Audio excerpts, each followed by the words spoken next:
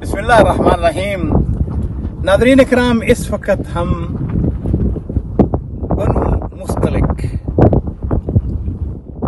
का मुकाम, जिस जगह 6 हिजरी के अंदर ग़ज़वा बनु मुस्तलिक हुआ था, उस मुकाम पे हम खड़े हैं।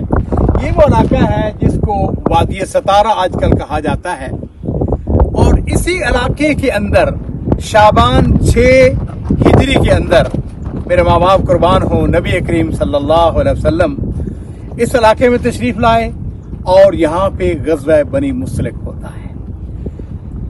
बनु मुस्तलिक जो थे ये मुसलमानों के दुश्मन थे, और ग़ज़वा उहद के अंदर भी इन्होंने मुशरिकीन का साथ दिया था।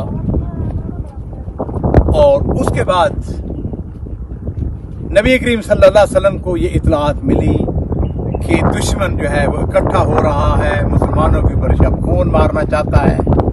चुनाचे नबी करीम सल्लल्लाहु अलैहि वसल्लम अपने सहाबा किराम के साथ इस इलाके में तशरीफ लाए। और जैसा कि मैंने किया कि ये जो पूरा पीछे इलाका है, सारा ये ग़ज़वा बनी मुस्तलिक इस इलाके के अंदर होता है। अमरन इस जगह जंग नहीं हुई, बल्कि दुश्मन को जिस वक्त पता चला तो दुश्मन भाग जाता है।